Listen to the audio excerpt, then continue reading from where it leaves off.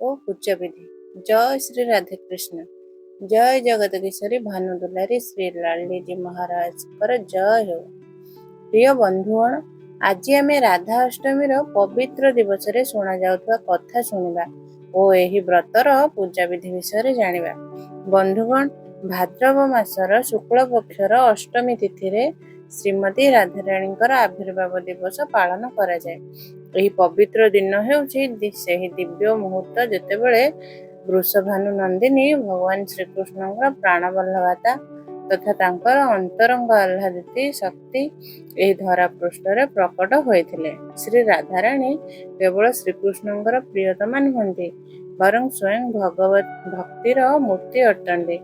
ରାଧା ଅଷ୍ଟମୀ ଦିନ ଯଦି ଆମେ ଶ୍ରଦ୍ଧା ଓ ଭକ୍ତି ସହିତ ତାଙ୍କର ପୂଜା ଅର୍ଚ୍ଚନା କରୁ, ତାଙ୍କର ଅଭିଷେକ କରୁ ଏବଂ ତାଙ୍କୁ ସ୍ମରଣ କରୁ, ତେବେ ଆମେ କେବଳ ରାଧାରାଣୀଙ୍କର ନୁହେଁ, ସ୍ୱୟଂ ଶ୍ରୀକୃଷ୍ଣଙ୍କର ମଧ୍ୟ ବିଶେଷ କୃପା ପ୍ରାପ୍ତ କରିପାରିବା। ଏହି ଦିନ ସାଧକଙ୍କ ଜୀବନରେ ଆଧ୍ୟାତ୍ମିକ ଉନ୍ନତିର ଏକ ସୁବର୍ଣ୍ଣ ଅବସର। ଶାସ୍ତ୍ରରେ କୁହାଯାଇଛି ଯେ କୋଟି କୋଟି ଯୋନିରୁ ସଞ୍ଚିତ ହୋଇଥିବା ପାପ, ଏପରିକି ବ୍ରହ୍ମ ହତ୍ୟା ଭଳି ମହାପାପ ମଧ୍ୟ ଯଦି କୌଣସି ଭକ୍ତ ରାଧା ଅଷ୍ଟମୀ ବ୍ରତର ପାଳନ କରେ, ତେବେ କ୍ଷଣ ମାତ୍ରେ ନଷ୍ଟ ହୋଇଯାଏ। ଏତିକି ନୁହେଁ, ମାତ୍ର ଏକବାର ରାଧା ଅଷ୍ଟମୀ ବ୍ରତକୁ ଭକ୍ତିପୂର୍ବକ ପାଳନ କରିବା ଦ୍ୱାରା ଯେଉଁ ପୁଣ୍ୟ ପ୍ରାପ୍ତ ହୁଏ, ତାହା ମେରୁ ପର୍ବତ ସମାନ ସୁନା ଦାନ କରିବାର ଫଳଠାରୁ ମଧ୍ୟ 100 ଗୁଣ ଅଧିକ। ଏହିପରି ରାଧା ଅଷ୍ଟମୀ ପର୍ବ କେବଳ ଏକ ଉତ୍ସବ ନୁହେଁ, ବରଂ ଆମ ଜୀବନକୁ ଶୁଦ୍ଧ କରି ପରମ ଲକ୍ଷ୍ୟ ଶ୍ରୀକୃଷ୍ଣ ପ୍ରେମ ପର୍ଯ୍ୟନ୍ତ ପହଞ୍ଚାଇବାର ଏକ ଦିବ୍ୟ ମାର୍ଗ। ଏହି ଦିନ ଆମକୁ ମନେ ପକାଇ ଦିଏ ଯେ ରାଧାରାଣୀଙ୍କର କୃପା ଦୃଷ୍ଟି ବିନା ଶ୍ରୀକୃଷ୍ଣଙ୍କର ପ୍ରାପ୍ତି ଅସମ୍ଭବ। ଆସନ୍ତୁ ଆମେ ସମସ୍ତେ ଆମ ଲାଲଜୀ ଅର୍ଥାତ୍ ଶ୍ରୀ ରାଧାରାଣୀଙ୍କର ଅବତରଣ କଥା ଶୁଣିବା। ବ୍ରଜଭୂମିର ମନୋରମ ଅଞ୍ଚଳରେ ବର୍ଷାନା ନାମକ ଏକ ନଗର ଥିଲା। ସେଠାରେ ମହାରାଜ ବୃଷଭାନୁ ଓ ତାଙ୍କ ପତ୍ନୀ ମାତା କୀର୍ତ୍ତିଦା ବାସ କରୁଥିଲେ। ମହାରାଜ ବୃଷଭାନୁ ଜଣେ ଧର୍ମନିଷ୍ଠ, ଦୟାଳୁ ଓ ଦାନୀ ରାଜା ଥିଲେ। ତାଙ୍କର କୀର୍ତ୍ତି ଦୂର ଦୂରାନ୍ତର ପ୍ରସାରିତ ଥିଲା। ପ୍ରଜାମାନେ ତାଙ୍କୁ ନିଜ ପିତା ସମାନ ମାନୁଥିଲେ। ରାଜ୍ୟରେ ଅନ୍ନ, ଧନ ଓ ସୁଖ ସମୃଦ୍ଧିର କୌଣସି ଅଭାବ ନଥିଲା। କିନ୍ତୁ ଏହି ରାଜମହଲରେ ଏକ ଗଭୀର ଶୋକ ଛାଇ ରହୁଥିଲା। ମହାରାଜ ବୃଷଭାନୁ ଓ ମାତା କୀର୍ତ୍ତିଦାଙ୍କର କୌଣସି ସନ୍ତାନ ନଥିଲା। ଯେତେବେଳେ ସେ ନିଜ ଦରବାରକୁ ଯାଉଥିଲେ, ସେଠାରେ ନାନା ବାଳକମାନଙ୍କୁ ଦେଖି ତାଙ୍କ ହୃଦୟରେ ବେଦନା ଉଠୁଥିଲା। ରାଜମହଲ ସମୃଦ୍ଧ ଥିଲେ ମଧ୍ୟ ସେଠାରେ ଶିଶୁଙ୍କର କିଳିକିଳି ଧ୍ୱନି ଗୁଞ୍ଜୁ ନଥିଲା। ମାତା କୀର୍ତ୍ତିଦା ଯେତେବେଳେ ଗୋପୀମାନଙ୍କୁ ନିଜ ଶିଶୁମାନଙ୍କୁ କୋଳରେ ନେଇ ଖେଳୁଥିବାର ଦେଖୁଥିଲେ, ତାଙ୍କ ହୃଦୟ ବ୍ୟାକୁଳ ହୋଇ ଉଠୁଥିଲା। ତାଙ୍କ ଆଖିରୁ ଲୁହ ଝରି ପଡୁଥିଲା। ସେ ଚିନ୍ତା କରୁଥିଲେ, ଆମ ଜୀବନରେ କେବେ ମାତୃତ୍ୱର ସୁଖ ମିଳିବ କି? ମୁଁ କେବେ ମୋ ଶିଶୁକୁ କୋଳରେ ନେଇ ତାକୁ ଲୋରି ଶୁଣାଇ ପାରିବି କି? ମହାରାଜ ବୃଷଭାନୁ ମଧ୍ୟ ଭିତରେ ଭିତରେ ଏହି ବେଦନାରେ ଭାଙ୍ଗି ପଡୁଥିଲେ। ରାଜମହଲରେ ରାତିରେ ନୀରବତା ଗଭୀର ହେଉଥିଲା। ବୃଷଭାନୁ ନିଜ ହୃଦୟର ବ୍ୟଥା ପ୍ରକାଶ କରିବା ପାଇଁ ମନ୍ଦିରକୁ ଯାଇ ଠାକୁରଜୀଙ୍କ ନିକଟରେ ପ୍ରାର୍ଥନା କରୁଥିଲେ। ସେ କହୁଥିଲେ, ହେ ନାରାୟଣ, ମୁଁ ଜୀବନଭର ଧର୍ମର ପାଳନ କରିଛି, ପ୍ରଜାର ପାଳନ କରିଛି, ଦାନ ଦେଇଛି, ସତ୍କର୍ମ କରିଛି, ତେବେ ମୋତେ ସନ୍ତାନ ସୁଖ କାହିଁକି ମିଳିଲା ନାହିଁ? ହେ ପ୍ରଭୁ, ମୋ ଭାଗ୍ୟରେ କ'ଣ ଏହି ସୁଖ ଲେଖା ନାହିଁ? ଯଦି ଆପଣଙ୍କର ଏହିପରି କୃପା, ତେବେ ମୁଁ ତାହାକୁ ମଧ୍ୟ ଗ୍ରହଣ କରିବି। କିନ୍ତୁ ମୋ ହୃଦୟରେ ମାତୃପିତୃ ଭାବ ଉଠି ଉଠି ବେଦନା ଦେଉଛି। ମାତା କୀର୍ତ୍ତିଦା ମଧ୍ୟ ପ୍ରଭାତରେ ନଦୀକୁ ସ୍ନାନ କରିବାକୁ ଯାଉଥିଲେ ଓ ସେଠାରେ ଦେବତାମାନଙ୍କୁ ପ୍ରାର୍ଥନା କରୁଥିଲେ। ସେ ଆକାଶ ଆଡ଼କୁ ଚାହିଁ କହୁଥିଲେ, ହେ ଦେବ, ଯଦି ଆମ ଜୀବନରେ ସନ୍ତାନ ସୁଖ ନ ମିଳେ, ତେବେ ଏହି ଜୀବନ ନିରର୍ଥକ। ଆମେ କେବଳ ଏକମାତ୍ର ବର ଚାହୁଁଛୁ ଯେ ଗୋଟେ ଦିନ ଆମ କୋଳ ମଧ୍ୟ ଶିଶୁର ମଧୁର କିଳିକିଳିରେ ଭରି ଉଠୁ। ତାଙ୍କର ତପ, ବ୍ରତ ଓ ଲୁହରୁ ବ୍ରଜ ଧରା ମଧ୍ୟ କରୁଣାମୟୀ ହୋଇ ଉଠିଥିଲା। ତାପରେ ଦେବତାମାନେ ସ୍ୱର୍ଗକୁ ଯାଇ ଭଗବାନ ବିଷ୍ଣୁଙ୍କୁ ପ୍ରାର୍ଥନା କରିଥିଲେ, ହେ ପ୍ରଭୁ, ବୃଷଭାନୁ ଓ କୀର୍ତ୍ତିଦା ଆପଣଙ୍କର ଅନନ୍ୟ ଭକ୍ତ। ତାଙ୍କର ବେଦନା ଦେଖି ଆମ ହୃଦୟ ବିଦ୍ରିତ ହେଉଛି। ଦୟାକରି ତାଙ୍କୁ ସନ୍ତାନ ସୁଖ ପ୍ରଦାନ କରନ୍ତୁ। ଭଗବାନ ବିଷ୍ଣୁ ମୁସ୍କାନ ଦେଇ ଉତ୍ତର ଦେଇଥିଲେ, ସମୟ ଆସିଲେ ମୋର ଆହ୍ଲାଦିନୀ ଶକ୍ତି ଯିଏ ପ୍ରେମ ସ୍ୱରୂପା ବୃଷଭାନୁ ଓ କୀର୍ତ୍ତିଦାଙ୍କ ଘରେ ଅବତରଣ କରିବେ। ସେହି ଶକ୍ତି ଶ୍ରୀକୃଷ୍ଣଙ୍କର ପ୍ରାଣବଲ୍ଲଭା ଶ୍ରୀମତୀ ରାଧା ନାମରେ ପରିଚିତ ହେବେ। ତାଙ୍କର ଜନ୍ମ କେବଳ ବୃଷଭାନୁ ଓ କୀର୍ତ୍ତିଦାଙ୍କ ଜୀବନକୁ ସଫଳ କରିବ ନାହିଁ, ବରଂ ସମଗ୍ର ବ୍ରଜଭୂମିକୁ ଧନ୍ୟ କରିବ। ଏହିପରି ବ୍ରହ୍ମାଣ୍ଡରେ ଘୋଷଣା ହୋଇଗଲା ଯେ ଶୀଘ୍ର ଶ୍ରୀ ରାଧାରାଣୀଙ୍କର ଅବତରଣ ହେବ। ମାତା କୀର୍ତ୍ତିଦା ଦିନକୁ ଦିନ ସନ୍ତାନ ସୁଖର ଆକାଂକ୍ଷାରେ ଅଧିକ ବିରକ୍ତ ହେଉଥିଲେ। ଯଦିଓ ସେ ମହାରାଜଙ୍କର ରାଜମହଲର ରାଣୀ ଥିଲେ, ତଥାପି ତାଙ୍କ ମନ ସାଂସାରିକ ଐଶ୍ୱର୍ଯ୍ୟରୁ ଉଦାସୀନ ହୋଇଗଲା।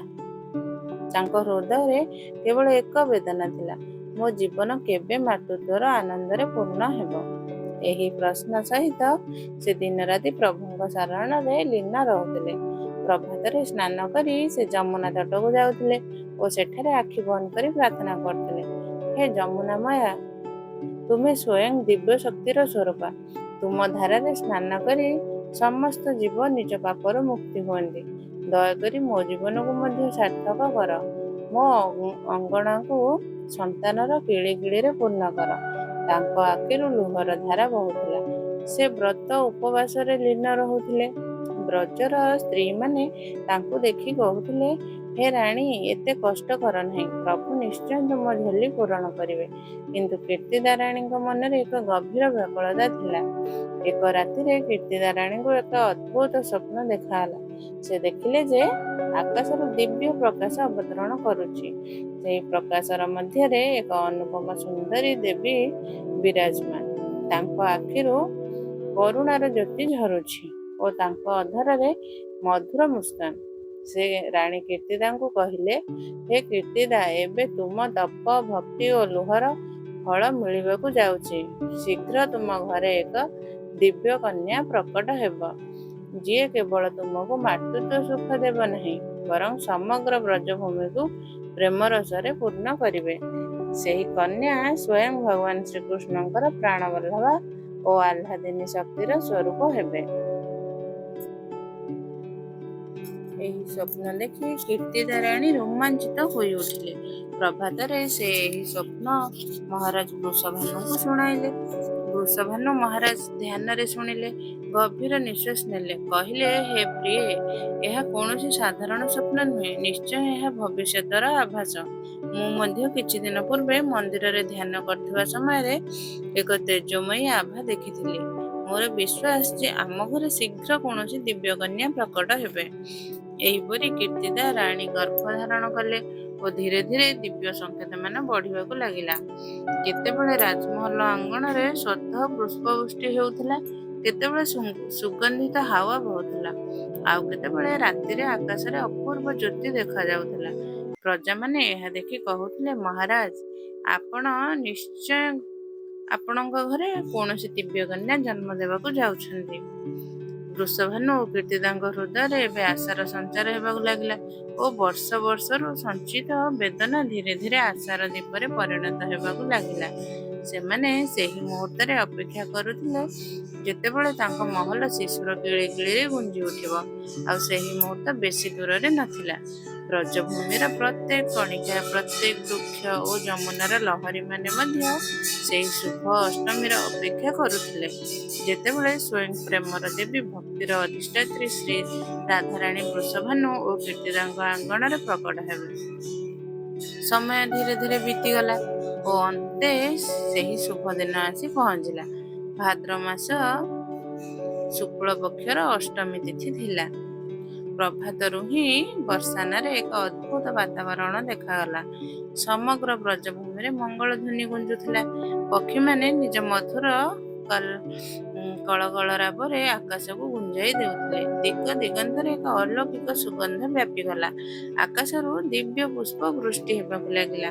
ଏହା ଦେଖି ପ୍ରଜାମାନେ ଆଶ୍ଚର୍ଯ୍ୟଚକିତ ହୋଇ କହୁଥିଲେ, ଆଜି ନିଶ୍ଚୟ କିଛି ଅଲୌକିକ ଘଟଣା ଘଟିବାକୁ ଯାଉଛି। ସେହି ସମୟରେ ମହାରାଜ ବୃଷଭାନୁଙ୍କ ମହଲରେ କରୁଣାମୟୀ କୀର୍ତ୍ତିଦା ରାଣୀ ଏକ ଅନୁପମ ଦିବ୍ୟ କନ୍ୟାକୁ ଜନ୍ମ ଦେଇଥିଲେ। ଯେତେବେଳେ ସେହି କନ୍ୟା ପ୍ରକଟ ହେଲେ, ମହଲର ବାତାବରଣ ପ୍ରକାଶରେ ପୂର୍ଣ୍ଣ ହୋଇଗଲା। ଏପରି ପ୍ରତୀତ ହେଉଥିଲା ଯେମିତି ସୂର୍ଯ୍ୟ ମଧ୍ୟ ନିଜ କିରଣରେ ଏହି ଘଟଣାର ସ୍ୱାଗତ କରୁଛନ୍ତି। ଦେବତାମାନେ ଆକାଶରୁ ଘୋଷଣା କଲେ, ଜୟ ହେଉ ଜୟ ହେଉ। ବୃଷଭାନୁ ଓ କୀର୍ତ୍ତିଦାଙ୍କ ଘରେ ପ୍ରକଟ ହୋଇଛନ୍ତି ସ୍ୱୟଂ ପ୍ରେମର ଅଧିଷ୍ଠାତ୍ରୀ, ଭକ୍ତି ସ୍ୱରୂପା ଶ୍ରୀକୃଷ୍ଣଙ୍କର ପ୍ରାଣବଲ୍ଲଭା ଶ୍ରୀ ରାଧା। ବୃଷଭାନୁ ଓ କୀର୍ତ୍ତିଦା ନିଜ ନବଜାତ କନ୍ୟାକୁ ଦେଖି ଆନନ୍ଦାଶ୍ରୁରେ ଭିଜିଗଲେ। ବର୍ଷ ବର୍ଷରୁ ସଞ୍ଚିତ ତପସ୍ୟା ଓ ବେଦନାର ଫଳ ଆଜି ସେମାନଙ୍କୁ ମିଳିଥିଲା। କିନ୍ତୁ ଏକ ଆଶ୍ଚର୍ଯ୍ୟଜନକ ଘଟଣା ହେଲା ଯେ ସେହି ଦିବ୍ୟ ବାଳିକା ନିଜ ଆଖି ବନ୍ଦ ରଖିଥିଲେ। ମହଲରେ ସମସ୍ତେ ଚିନ୍ତିତ ହେବାକୁ ଲାଗିଲେ, ହେ ଭଗବାନ, ଏହା କେଉଁ ରହସ୍ୟ? ରାଣୀଙ୍କ ସନ୍ତାନ କାହିଁକି ନିଜ ଆଖି ଖୋଲୁନାହାନ୍ତି? କୀର୍ତ୍ତିଦା ରାଣୀଙ୍କ ହୃଦୟ ଦ୍ରବିତ ହୋଇଗଲା। ସେ ନିଜ ବାଳିକାକୁ କୋଳରେ ନେଇ କାନ୍ଦିବାକୁ ଲାଗିଲେ ଓ କହିଲେ, ହେ ଦେବ, ଆମେ ତ ସନ୍ତାନ ସୁଖ ପାଇଲୁ, କିନ୍ତୁ ଏହା କେଉଁ ପରୀକ୍ଷା? ଆମ ଝିଅ କଣ ଜନ୍ମରୁ ଅନ୍ଧ? ମହଲରେ ଉପସ୍ଥିତ ସମସ୍ତେ ଉଦାସ ହୋଇଗଲେ। ଏପରି ମହାରାଜ ବୃଷଭାନୁ ମଧ୍ୟ ବ୍ୟାକୁଳ ହୋଇଉଠିଲେ। ସେ ବାଳିକାକୁ ଦେଖି ମନେ ମନେ କହିଲେ, ହେ ପ୍ରଭୁ, ଆପଣ ଆମକୁ ସନ୍ତାନ ସୁଖ ଦେଇଛନ୍ତି, ଏଥିପାଇଁ ଆମେ କୃତଜ୍ଞ। କିନ୍ତୁ ଯଦି ମୋ ଝିଅ ଜୀବନଭର ଅନ୍ଧାରରେ ରହିବ, ତେବେ ଏହି ବେଦନା କିପରି ସହ୍ୟ ହେବ? ସେହି ସମୟରେ ଆକାଶରୁ ନାରଦ ମୁନି ସେଠାରେ ପ୍ରକଟ ହେଲେ। ତାଙ୍କ ହାତରେ ବୀଣା ଥିଲା ଓ ମୁଖରେ ମଧୁର ମୁସ୍କାନ। ସେ ବୃଷଭାନୁ ଓ କୀର୍ତ୍ତିଦାଙ୍କୁ ସାନ୍ତ୍ୱନା ଦେଇ କହିଲେ, ହେ ବୃଷଭାନୁ, ହେ କୀର୍ତ୍ତିଦା, ଏହା କୌଣସି ସାଧାରଣ କନ୍ୟା ନୁହେଁ। ଏହା ସ୍ୱୟଂ ଭଗବାନ ଶ୍ରୀକୃଷ୍ଣଙ୍କର ଆହ୍ଲାଦିନୀ ଶକ୍ତି। ଆପଣମାନେ ଭାଗ୍ୟଶାଳୀ ଯେ ଏମାନଙ୍କର ମାତା ପିତା ହୋଇଛନ୍ତି। କିନ୍ତୁ ଚିନ୍ତା କରନ୍ତୁ ନାହିଁ, ଏହି ବାଳିକା ଅନ୍ଧ ନୁହେଁ। ଏ ନିଜ ଆଖି ଯେତେବେଳେ ଖୋଲିବେ, ଯେତେବେଳେ ନିଜ ପ୍ରିୟତମ ଶ୍ୟାମସୁନ୍ଦର ଶ୍ରୀକୃଷ୍ଣଙ୍କର ପ୍ରଥମ ଦର୍ଶନ କରିବେ, ସେହି ମୁହୂର୍ତ୍ତରେ ଏମାନଙ୍କ ଆଖିରୁ ଦିବ୍ୟଜ୍ୟୋତି ପ୍ରକଟ ହେବ ଓ ସମଗ୍ର ବ୍ରଜଭୂମି ଏମାନଙ୍କ ପ୍ରେମର ଅଲୌକିକ ହେବ। ନାରଦ ମୁନିଙ୍କ ବଚନ ଶୁଣି ବୃଷଭାନୁ ଓ କୀର୍ତ୍ତିଦାଙ୍କ ହୃଦୟରେ ନୂତନ ଉତ୍ସାହ ଜାଗିଲା। ସେମାନେ ନିଜ କନ୍ୟାକୁ ହୃଦୟରେ ଲଗାଇ ଚିନ୍ତା କଲେ, ଏବେ ଆମେ ସେହି ମୁହୂର୍ତ୍ତର ଅପେକ୍ଷା କରୁଛୁ ଯେତେବେଳେ ଆମ ଘରେ ଶ୍ରୀକୃଷ୍ଣ ପଧାରିବେ ଓ ଆମ କନ୍ୟା ନିଜ ଆଖି ଖୋଲି ତାଙ୍କର ପ୍ରଥମ ଦର୍ଶନ କରିବେ। ଏହିପରି ଶ୍ରୀ ରାଧାରାଣୀଙ୍କର ଜନ୍ମ ହେଲା। ଦିବ୍ୟ, ଅଲୌକିକ ଓ ସଂସାର ପାଇଁ ଅଦ୍ୱିତୀୟ।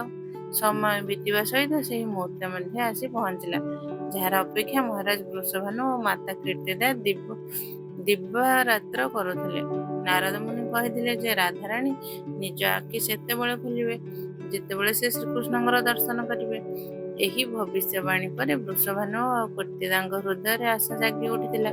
ସେମାନେ ମନେ ମନେ ପ୍ରାର୍ଥନା କରୁଥିଲେ, ହେ ଭଗବାନ, ସେହି ଦିନ କେତେବେଳେ ଆସିବ ଯେତେବେଳେ ଆମ ଆଙ୍ଗଣରେ ସ୍ୱୟଂ ନନ୍ଦଲାଲା ପଧାରିବେ ଓ ଆମ ରାଧା ନିଜ ଆଖି ଖୋଲି ତାଙ୍କ ଦର୍ଶନ କରିବେ।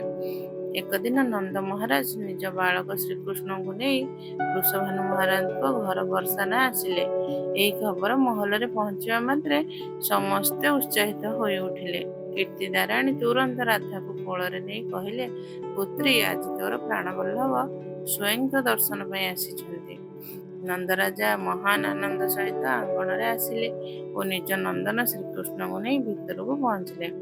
ଶ୍ରୀକୃଷ୍ଣ ଯେତେବେଳେ ଶିଶୁ ଥିଲେ, କିନ୍ତୁ ତାଙ୍କ ମୁଖରେ ଏପରି ମଧୁର ମୁସ୍କାନ ଓ ଆଖିରେ ଏପରି ଅଲୌକିକ ଜ୍ୟୋତି ଥିଲା ଯେ ଯିଏ ତାଙ୍କୁ ଦେଖୁଥିଲା ସେ ମୋହିତ ହୋଇଯାଉଥିଲା।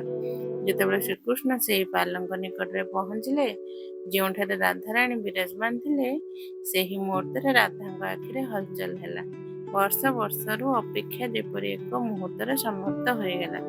ଧୀରେ ଧୀରେ ରାଧାରାଣୀ ନିଜ ଆଖି ଖୋଲିଲେ ଓ ପ୍ରଥମ ଥର ପାଇଁ ଶ୍ରୀକୃଷ୍ଣଙ୍କର ମୁଖମଣ୍ଡଳ ଦର୍ଶନ କଲେ। ଏହି ଦୃଶ୍ୟ ଦେଖି ସମଗ୍ର ମହଲ ଭାବବିହ୍ୱଳ ହୋଇ ଉଠିଲା। ରାଧାରାଣୀଙ୍କ ଆଖିରୁ ଦିବ୍ୟ ଜ୍ୟୋତି ନିର୍ଗତ ହେବାକୁ ଲାଗିଲା। ତାଙ୍କ ଆଖିର କୋମଳ ଚମକ ଯେପରି ସମଗ୍ର ଆକାଶକୁ ଆଲୋକିତ କରୁଥିଲା। ଏପରି ପ୍ରତୀତ ହେଉଥିଲା ଯେମିତି ରାଧା କେବଳ ଶ୍ରୀକୃଷ୍ଣଙ୍କ ପାଇଁ ହିଁ। ଏବେ ଆସନ୍ତୁ ଶ୍ରୀ ରାଧାରାଣୀଙ୍କର ଏକ ଅଦ୍ଭୁତ ଲୀଳାର ବର୍ଣ୍ଣନା କରୁଛି, ଯାହା କେବଳ ସେ ହିଁ କରିପାରନ୍ତି ଓ ଅନ୍ୟ କାହା ପାଇଁ ସମ୍ଭବ ନୁହେଁ। ଶ୍ରୀ ରାଧାରାଣୀଙ୍କ ଦିବ୍ୟ ଲୀଳା। ଦୁର୍ବାସା ମୁନିଙ୍କୁ କ୍ଷୀର ପ୍ରସାଦ। ବନ୍ଧୁଗଣ, ବ୍ରଜଭୂମିର ମନୋରମ ଉପତ୍ୟକାରେ ଏକ ବିଶେଷ ଦିନ ଆସିଥିଲା। ଆକାଶ ନିର୍ମଳ ଥିଲା, ବାତାବରଣରେ ସୁଗନ୍ଧ ବ୍ୟାପିଥିଲା ଓ ବର୍ଷାନାରେ ମହାରାଜ ବୃଷଭାନୁଙ୍କ ବିଶାଳ ଆଙ୍ଗଣ ଶିଶୁମାନଙ୍କ କିଳିକିଳି ଧ୍ୱନିରେ ଗୁଞ୍ଜୁଥିଲା। ସେହିଦିନ ରାଜମହଲର ଆଙ୍ଗଣରେ ନାନା କନ୍ୟାମାନେ ଖେଳୁଥିଲେ ଓ ସେମାନଙ୍କ ମଧ୍ୟରୁ ସବୁଠାରୁ ଆଗରେ ଥିଲେ ସ୍ୱୟଂ ବୃଷଭାନୁ ନନ୍ଦିନୀ ଶ୍ରୀ ରାଧାରାଣୀ। ରାଧାରାଣୀ ନିଜ ସଖୀମାନଙ୍କ ସହିତ ଏକ ଅଦ୍ଭୁତ ଖେଳରେ ମଗ୍ନ ଥିଲେ। ଏହା କୌଣସି ସାଧାରଣ ଖେଳ ନଥିଲା। ରାଧା ନିଜ ନାନା ହାତରେ ମାଟିରୁ ଶ୍ରୀକୃଷ୍ଣଙ୍କର ଏକ ମନମୋହନ ପ୍ରତିମା ନିର୍ମାଣ କରିଥିଲେ। ସେହି ପ୍ରତିମାକୁ ସେ ବସ୍ତ୍ର ଓ ଅଳଙ୍କାରରେ ସଜାଇଥିଲେ, ଯେପରି ସ୍ୱୟଂ ନନ୍ଦଲାଲା ତାଙ୍କ ସାମ୍ନାରେ ଉପସ୍ଥିତ ଅଛନ୍ତି।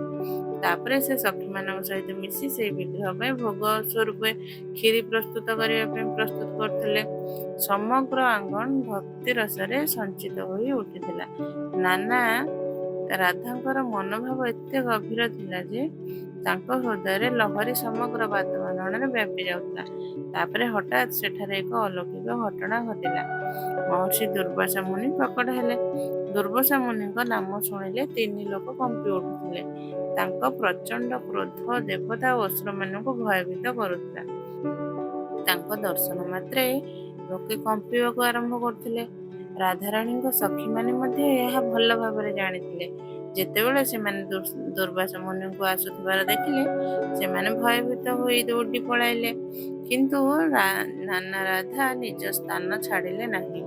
ସେ ନିଜ ତେଜମୟୀ ଆଭା ଓ ମଧୁର ମୁସ୍କାନ ସହିତ ସେହି ସ୍ଥାନରେ ଛିଡ଼ା ହୋଇ ରହିଲେ। ତାଙ୍କ କୋମଳ ଶରୀରରୁ ଦିବ୍ୟ ଜ୍ୟୋତି ନିର୍ଗତ ହେଉଥିଲା। ଏହା ଦେଖି ଦୁର୍ବାସା ମୁନିଙ୍କ ମନରେ ବିସ୍ମୟ ଜନ୍ମିଲା। ସେ ବୁଝିଗଲେ ଯେ ଏହା କୌଣସି ସାଧାରଣ କନ୍ୟା ନୁହେଁ, ବରଂ ସ୍ୱୟଂ ପ୍ରେମ ଓ ଭକ୍ତିର ଅଧିଷ୍ଠାତ୍ରୀ ଶକ୍ତିର ସ୍ୱରୂପ। ମହର୍ଷି ଦୁର୍ବାସା ମନେ ମନେ ତାଙ୍କୁ ପ୍ରଣାମ କଲେ ଓ ମଧୁର ସ୍ୱରରେ କହିଲେ, ହେ ବୃଷଭାନୁ ନନ୍ଦିନୀ, ମୋତେ ବହୁତ କ୍ଷୁଧା ଲାଗିଛି। ତୁମେ କ'ଣ ନିଜ ହାତରେ ମୋତେ କ୍ଷୀର ପ୍ରସାଦ ଦେଇପାରିବ? ଏହା ଶୁଣି ନାନା ରାଧା ହାତ ଯୋଡ଼ି ପ୍ରଣାମ କରି ମଧୁର ସ୍ୱରରେ ଉତ୍ତର ଦେଲେ, ଜୟ ଶିବ, ଦୟାକରି ଆସନ ଗ୍ରହଣ କରନ୍ତୁ। ମୁଁ ଏବେ ଆପଣଙ୍କ ପାଇଁ କ୍ଷୀର ପ୍ରସ୍ତୁତ କରିଦେଉଛି। ଦୁର୍ବାସା ମୁନିଙ୍କ ବଚନ ଶୁଣି ରାଧା ତୁରନ୍ତ ନିଜ ମାତା କୀର୍ତ୍ତିଦାଙ୍କ ନିକଟକୁ ଦୌଡ଼ିଗଲେ। ତାଙ୍କର ମାସୂମ ମୁଖରେ ଉତ୍ସାହ ଓ ଗଭୀରତା ଦୁହେଁ ଝଲସୁଥିଲା। ରାଧା କହିଲେ, ମେୟା, ଆମ ଘରେ ମହାନ ଋଷି ଦୁର୍ବାସା ମୁନି ଆସିଛନ୍ତି। ସେ ମୋତେ କହିଛନ୍ତି ଯେ ସେ ମୋ ହାତରେ ପ୍ରସ୍ତୁତ କ୍ଷୀର ପ୍ରସାଦ ଖାଇବାକୁ ଚାହାନ୍ତି। ଦୟାକରି ମୋତେ ତାଙ୍କ ପାଇଁ କ୍ଷୀର ପ୍ରସ୍ତୁତ କରିବାକୁ ଅନୁମତି ଦିଅ।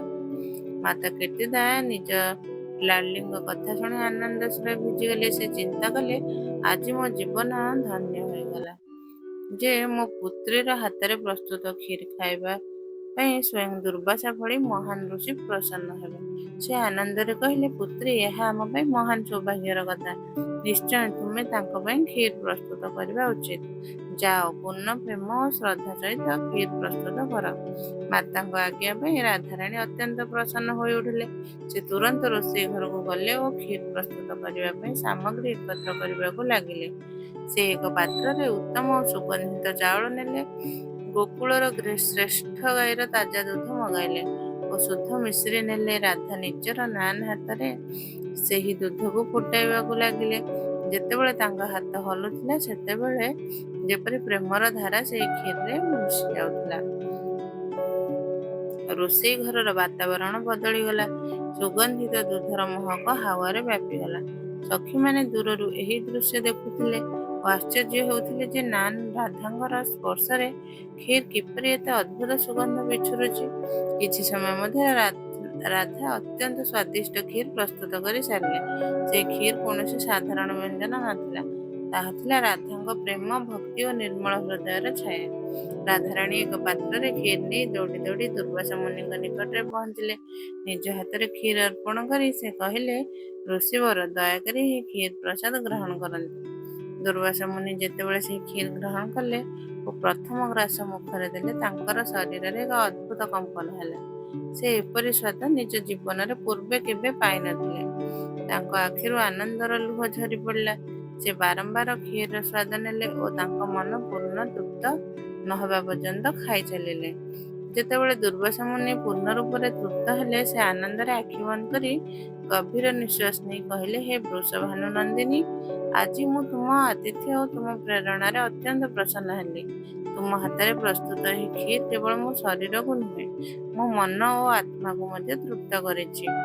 ଏପରି ଦିବ୍ୟ ସ୍ୱାଦ ମୁଁ ମୋ ଜୀବନରେ ପୂର୍ବେ କେବେ ପାଇନାହିଁ।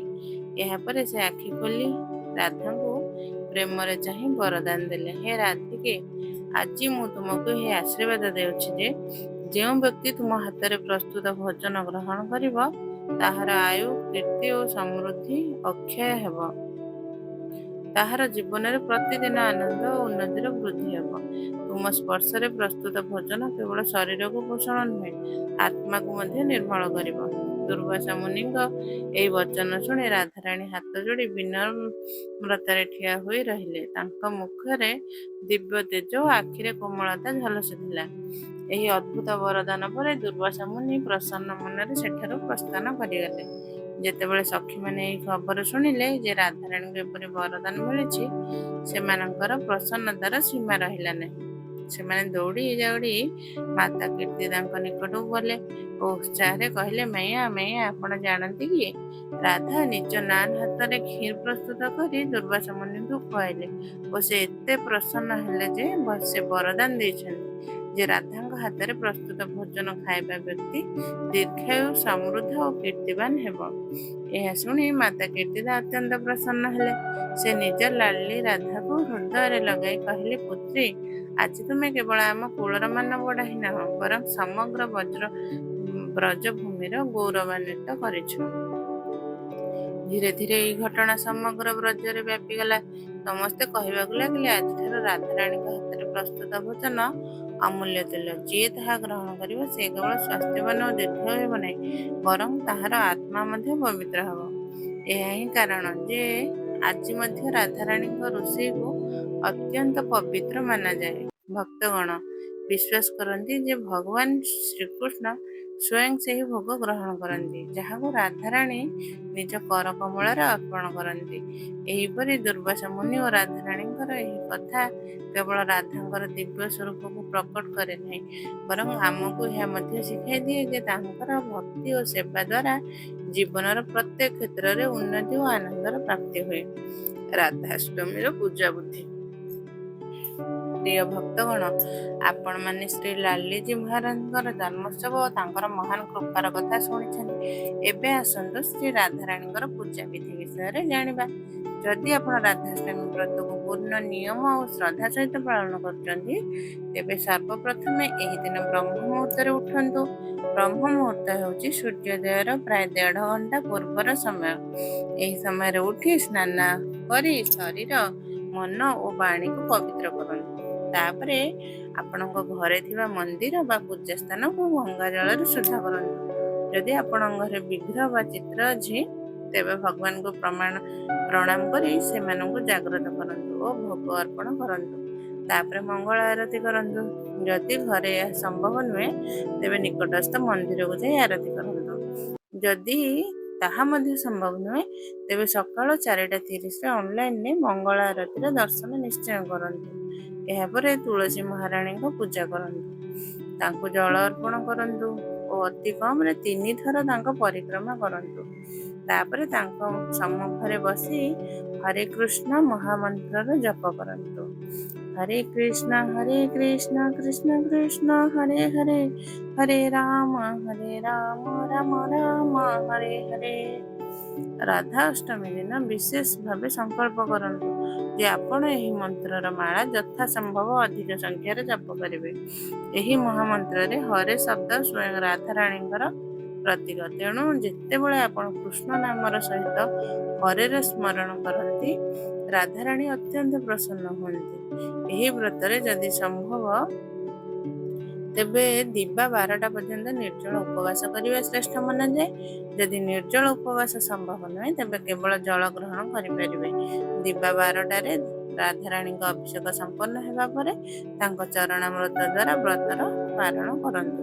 ଯଦି ଆପଣ ଘରେ ଅଭିଷେକ କରିବାକୁ ଚାହାନ୍ତି, ତେବେ ମନେ ରଖନ୍ତୁ ଯେ ରାଧାରାଣୀଙ୍କ ଅଭିଷେକ ଶ୍ରୀକୃଷ୍ଣଙ୍କ ସହିତ ମିଶି କରନ୍ତୁ, ଏକାକୀ ନୁହେଁ। ଅଭିଷେକ ପାଇଁ ପଞ୍ଚାମୃତର ବ୍ୟବହାର କରନ୍ତୁ, ଯଥା ଦୁଗ୍ଧ, ଦହି, ଘିଅ, ମହୁ ଓ ଗଙ୍ଗାଜଳ। ଶେଷରେ ଶୁଦ୍ଧ ଜଳରେ ସ୍ନାନ କରନ୍ତୁ। ଅଭିଷେକ ବିଧି ସେହି ଅଟେ ଯାହା ଜନ୍ମାଷ୍ଟମୀରେ ଶ୍ରୀକୃଷ୍ଣଙ୍କର କରାଯାଏ। ଏହା ବ୍ୟତୀତ ରାଧା ଅଷ୍ଟମୀରେ ରାଧାରାଣୀଙ୍କୁ ବିଶେଷ ସାତ୍ବିକ ଭୋଗ ଅର୍ପଣ କରନ୍ତୁ। ମାନ୍ୟତା ଅଛି ଯେ ରାଧାରାଣୀଙ୍କୁ ଅର୍ପି ଅତ୍ୟନ୍ତ ପ୍ରିୟ, ତେଣୁ ଏହାକୁ ନିଶ୍ଚୟ ଭୋଗ ଲଗାନ୍ତୁ। ଏହା ସହିତ ଫଳ, ମାଖନ, ମିଶ୍ରି ଓ କ୍ଷୀର ଅର୍ପଣ କରିବା ମଧ୍ୟ ଅତ୍ୟନ୍ତ ଶୁଭ ମାନାଯାଏ। ଏହିପରି ଯଦି ଆପଣ ଶ୍ରଦ୍ଧା, ଭକ୍ତି ଓ ନିୟମ ସହିତ ବ୍ରତ ପାଳନ କରନ୍ତି, ତେବେ କେବଳ ରାଧାରାଣୀ ନୁହେଁ, ସ୍ୱୟଂ ଭଗବାନ ଶ୍ରୀକୃଷ୍ଣଙ୍କର ମଧ୍ୟ ବିଶେଷ କୃପା ଆପଣଙ୍କ ଉପରେ ବର୍ଷିବ। ତେଣୁ ପ୍ରିୟ ଭକ୍ତଗଣ, ରାଧା ଅଷ୍ଟମୀ ଦିନ ଆପଣ ଅର୍ବିର ମୂଳ ବା ପତ୍ରରୁ ବିଭିନ୍ନ ପ୍ରକାରର ସାତ୍ଵିକ ବ୍ୟଞ୍ଜନ ଓ ପକବାନ ପ୍ରସ୍ତୁତ କରି ରାଧାରାଣୀଙ୍କୁ ଅର୍ପଣ କରିପାରିବେ।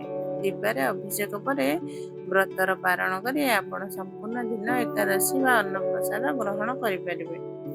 କିନ୍ତୁ ଏହି ଦିନର ସବୁଠାରୁ ବଡ଼ ମହତ୍ଵ ହେଉଛି ଯଥା ସମ୍ଭବ ଅଧିକ ସମୟ ରାଧାରାଣୀ ଓ ଶ୍ରୀକୃଷ୍ଣଙ୍କ କଥାର ଶ୍ରବଣ ଓ ପଠନ କରିବା। ରାଧାରାଣୀଙ୍କୁ ପ୍ରସନ୍ନ କରିବା ପାଇଁ ଦୁଇଟି ମୁଖ୍ୟ ବିଶେଷ କାର୍ଯ୍ୟ କରିବା ଉଚିତ। ଶ୍ରୀକୃଷ୍ଣ ନାମର ଜପ। ଭଗବାନ ଶ୍ରୀକୃଷ୍ଣଙ୍କ ନାମରେ ଯଥା ସମ୍ଭବ ଅଧିକ ଜପ କରନ୍ତୁ। ଯେଉଁଠାରେ ଶ୍ରୀକୃଷ୍ଣଙ୍କ ନାମ ନିଆଯାଏ, ସେଠାରେ ରାଧାରାଣୀଙ୍କର କୃପା ସ୍ୱତଃ ବର୍ଷିତ ହୁଏ। ତେଣୁ ଏହି ଦିନ ସଂକଳ୍ପ କରନ୍ତୁ ଯେ ଆପଣ ହରେ କୃଷ୍ଣ ମହାମନ୍ତ୍ରର ଅତି କମରେ 16, 25, 32 ଅଥବା 64 ମାଳା ନିଶ୍ଚୟ ଜପ କରିବେ। ଶ୍ରୀକୃଷ୍ଣ ନାମର ପ୍ରଚାର କିପରି କରିବା? ଯେତେ ଅଧିକ ଆପଣ ଅନ୍ୟମାନଙ୍କୁ ଭଗବାନଙ୍କ ନାମ, ତାଙ୍କ ଲୀଳା ଓ ମହିମା ବିଷୟରେ କହିବେ, ସେତେ ଅଧିକ ରାଧାରାଣୀ ଆପଣଙ୍କ ଉପରେ ପ୍ରସନ୍ନ ହେବେ। ଆପଣ ନିଜ ପରିବାର ସହିତ ବସି ଶ୍ରୀମଦ୍ ଭାଗବତ ପାଠ କରିପାରିବେ, ଭଗବତ ଗୀତାର ଅଧ୍ୟୟନ କରିପାରିବେ ଓ କୃଷ୍ଣ କଥାର ଆଲୋଚନା କରିପାରିବେ। ଏହା ସହିତ ଅନ୍ୟମାନଙ୍କୁ ଭକ୍ତି ମାର୍ଗରେ ଚାଲିବା ପାଇଁ ପ୍ରେରଣା ଦେବା ରାଧାରାଣୀଙ୍କୁ ଅତ୍ୟନ୍ତ ପ୍ରିୟ। ଏହି ଦିନରେ କୌଣସି ନା କୌଣସି ରୂପରେ ସେବା ନିଶ୍ଚୟ କରନ୍ତୁ। ତାହା ମନ୍ଦିରରେ ପ୍ରତ୍ୟକ୍ଷ ହେଉ, ଦାନ ଦେଇ ହେଉ ବା ସମୟ ବା ଶ୍ରମ ଦେଇ ହେଉ। ବିଶେଷ ଭାବେ ରାଧା କୃପା କଟାକ୍ଷ ସ୍ତୋତ୍ରର ପାଠ କରନ୍ତୁ। ରାଧାରାଣୀଙ୍କୁ ଏହି ପ୍ରାର୍ଥନା କରନ୍ତୁ ଯେ ସେ ଆମକୁ ଶୁଦ୍ଧ କୃଷ୍ଣ ପ୍ରେମର ବରଦାନ କରନ୍ତୁ। କାରଣ ମନେ ରଖନ୍ତୁ, ଶ୍ରୀମତୀ ରାଧାରାଣୀ ବ୍ୟତୀତ ଅନ୍ୟ କେହି ଏହି ଶକ୍ତି ରଖିନାହାନ୍ତି ଯେ ଆମକୁ ଶ୍ରୀକୃଷ୍ଣଙ୍କର ପ୍ରାପ୍ତି କରାଇ ପାରନ୍ତି। ଶ୍ରୀକୃଷ୍ଣ ସ୍ୱୟଂ ରାଧାରାଣୀଙ୍କର ଅଟନ୍ତି ଓ ସେ ହିଁ ଆମକୁ ତାଙ୍କ ପ୍ରିୟତମଙ୍କ ଶରଣରେ ପହଞ୍ଚାଇ ପାରନ୍ତି। ତେଣୁ ଏହିପରି ଶ୍ରଦ୍ଧା, ନିୟମ ଓ ଭକ୍ତି ସହିତ ରାଧା ଅଷ୍ଟମୀ ପାଳନ କରନ୍ତୁ। ଓ ହଁ, ଏହି ରାଧା ଅଷ୍ଟମୀରେ ଆପଣ ରାଧାରାଣୀଙ୍କ ପାଇଁ କେଉଁ ବିଶେଷ ଭୋଗ ପ୍ରସ୍ତୁତ କରିଛନ୍ତି, ତାହା ଆମକୁ ନିମ୍ନରେ କମେଣ୍ଟ ମାଧ୍ୟମରେ ଜଣାନ୍ତୁ। ଯଦି ଏହି ଭିଡ଼ିଓ ଆପଣଙ୍କୁ ଭଲ ଲାଗିଛି, ତେବେ ଏହାକୁ ଲାଇକ୍ କରନ୍ତୁ, ଚ୍ୟାନେଲକୁ ସବସ୍କ୍ରାଇବ୍ କରନ୍ତୁ ଓ ଆପଣଙ୍କ ବନ୍ଧୁ ଓ ପରିବାର ସହିତ ନିଶ୍ଚୟ ଭାବରେ ସେୟାର କରନ୍ତୁ। ଏହି ଭିଡ଼ିଓକୁ ଶେଷ ପର୍ଯ୍ୟନ୍ତ ଦେଖିବା ପାଇଁ ଆପଣ ସମସ୍ତଙ୍କୁ ହୃଦୟରୁ ବହୁତ ବହୁତ ଧନ୍ୟବାଦ। ଜୟ ଶ୍ରୀ ରାଧେ, ଜୟ ଶ୍ରୀକୃଷ୍ଣ। ହରେ କୃଷ୍ଣ, ହରେ କୃଷ୍ଣ, ହରେ କୃଷ୍ଣ, କୃଷ୍ଣ କୃଷ୍ଣ ହରେ ହରେ, ହରେ ରାମ, ରାମ ରାମ, ହରେ ହରେ।